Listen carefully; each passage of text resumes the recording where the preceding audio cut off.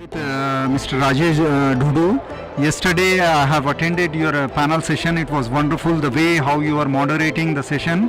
It was excellent. Even the quality of the speakers who was talking and sharing their experience for the blockchain, it was wonderful. So you are heading the blockchain team at the Tech Mahindra. So I would like to see like what kind of potentiality, because the blockchain is the only technology which has given the promise of trust to the customer, if I phrase that way. So what kind of value you think a customer or a government entity can take, and I would like to know your professional views on this particular technology and how a business can take the benefit out of it. Right. Thank you. That's a good. Thank you. That's a good question. So first, we need to understand why blockchain is revolutionary. Blockchain is revolutionary because so far internet facilitated only exchange of information. There was no exchange of value. So for the first time in the world, there is a technology that has come which facilitates exchange of value between two people without the need for an intermediary in between. Till now in the world, the exchange of value happens with a third party because two people cannot depend each other, especially two unknown people cannot depend on each other, so they are dependent on intermediary.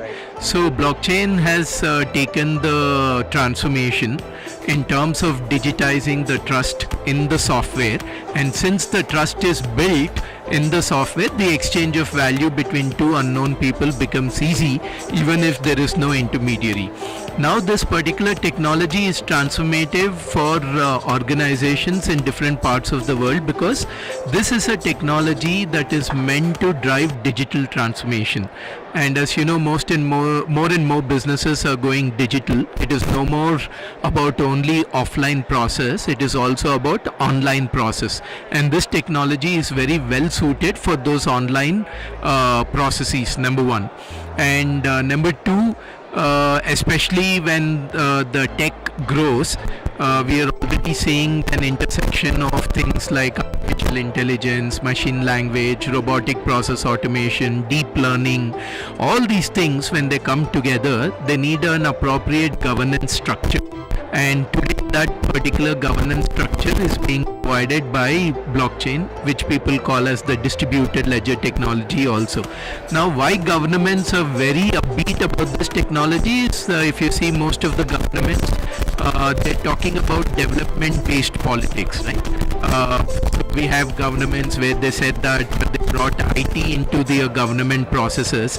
Because they brought IT into the government processes, the corruption has been minimized to a certain extent. But IT did not eliminate corruption completely.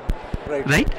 Even now with IT, people, the government processes or people who are dealing in government can still be corrupt even though there is information technology. Now they have to take this corruption-free government to the next level. That is where blockchain technology seems to give them a lot of promise. For example, if it is for distribution of public benefits or distribution of subsidy to the farmers or provision of scholarships to the students, even though IT today is facilitating it, there is a lot of misuse still happening in those areas. So the governments want to go to the next level by bringing in blockchain technology and eliminate this corruption to a maximum extent.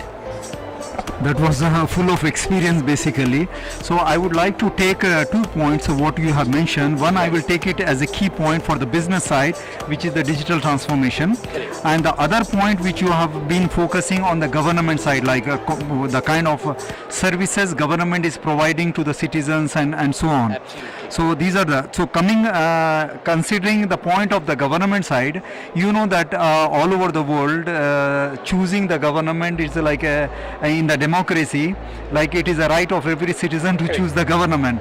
And I was thinking yesterday, like since the technology has given that enablement and the platform for the trust, and trust which is which is missing in the voting system.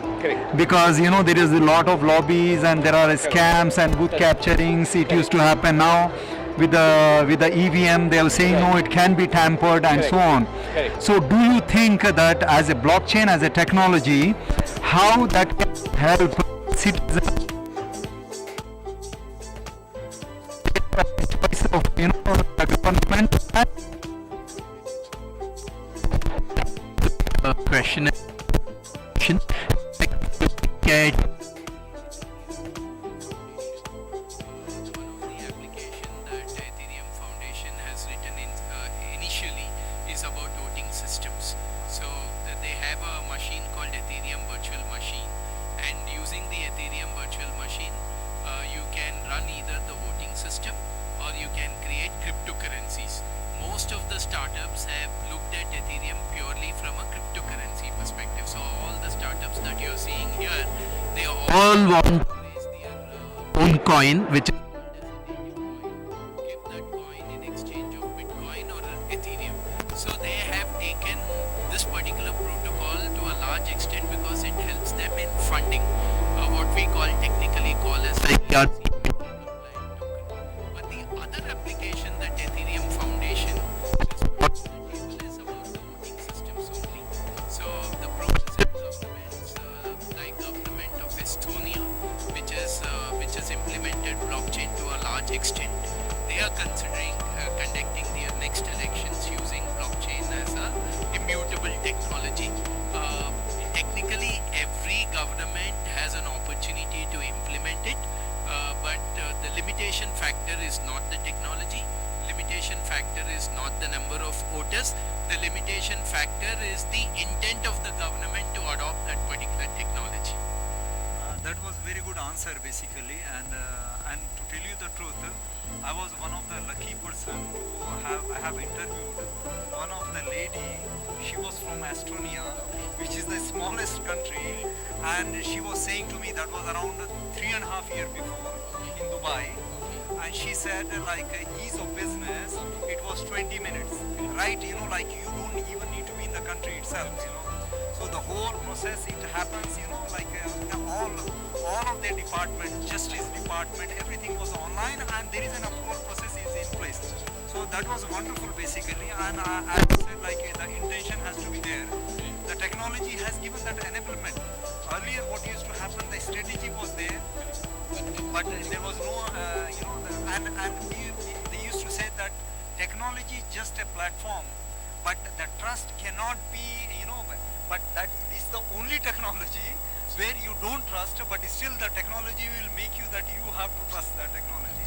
So I want to know your final observation, and what do you advise, that was about the government. What do you advise for the businesses, because you are from the Tech Mahindra, and Tech Mahindra is like a huge big company. What do you advise for the IT aspirants and for the job seekers and the students? What kind of skill set they should adopt in order for them to be employable? That is a question number one.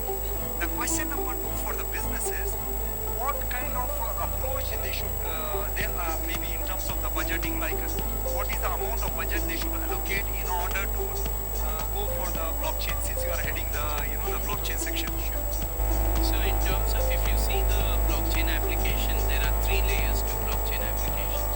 The first one is the presentation layer, which is integrated with the web applications. So the presentation layer is nothing but user interface and user experience. To do the presentation layer, you would need skill sets like Python, Angular, Node.js. At the end, at the back end, it is a database layer. It's also the layer where the server level programming is involved. So the server level programming skill sets are Java, C++.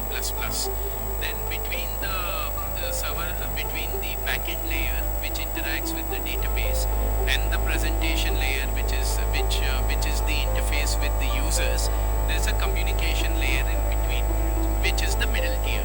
And that middle tier is again Node.js kind of skill sets. So in essence, the skill sets that we are talking about is a combination of C++, Java, Python, Angular, Node.js. These are not new skill sets. So blockchain has not invented a new coding or a new language or a new protocol per se.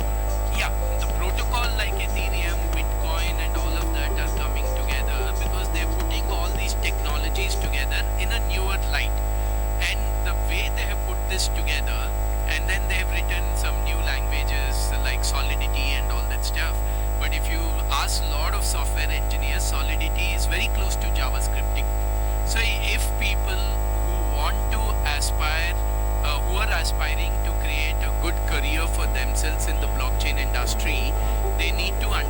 these technologies, number one. And as is the case with ERP, there are two components, right? There are two career paths. One is either you become a technical consultant or you become a functional consultant. And blockchain is also has two career paths. Either you become a blockchain developer or a technical architect, or you become a functional expert using blockchain. Because if you don't understand the functional knowledge, then blockchain will become like a solution looking for a problem to solve.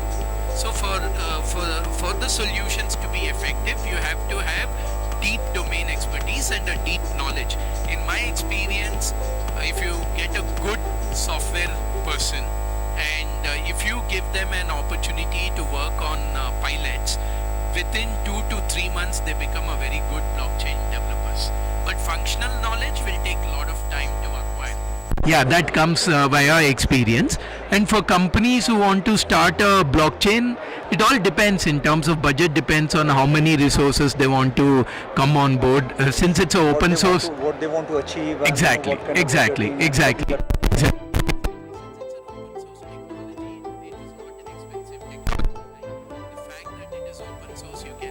Access that technology freely as compared to a proprietary technology like SAP or Oracle.